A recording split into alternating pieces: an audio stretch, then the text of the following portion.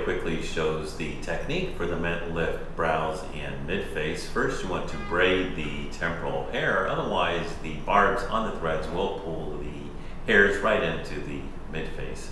You want to mark the thread exit size on the brows where you want the pull, and on the mid-face, basically on a line from the lateral canthus towards the corner of the mouth, and then from the corner of the mouth to the angle of the jaw. And then you want to mark the entrance sites about 2 centimeters apart in the braided part. And then I inject 50 cc's of 0.5% lidocaine, 1 to 200,000 with a 25 gauge, 1.5 inch long needle from above and below through the entrance and exit sites. I use a Zimmer chiller for further comfort. I also want to braid the forehead hair and inject the forehead. Then you want to prep the face with HIPAA and then drape it with some sterile drapes.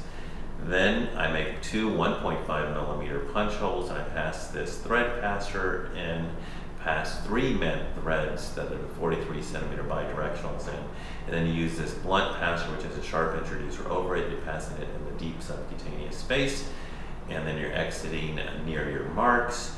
You pass the threads through by removing the blunt passer, and I cross the top thread going from the posterior entrance and then going to the top hole, but all the rest are uncrossed, and you're just going in order from top to bottom. I always lift the soft tissue of the cheek, and you want to pass these so you don't see any dimpling during the passing. You hold 2 threads at a time, then you slide the skin up on the threads with your palms.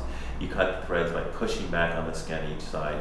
You do the same thing on the other side, once again with the thread passer, and then crossing this first one, and all the rest just go from the front incision to the front marks, and then the back incision to the back marks.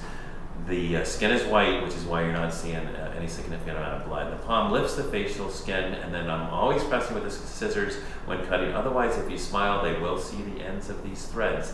Then you make 1.5 millimeter punches behind the hairline.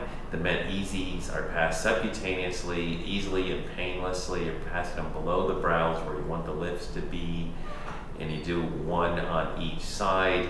You do slide it up on this side as well, and you want to lift the brows, and then you cut them with pushing back on the scissors, and you want to release any obvious dimples. And then the platysmal pins in this case are being treated with Jeuveau, which is a form of botulinum toxin.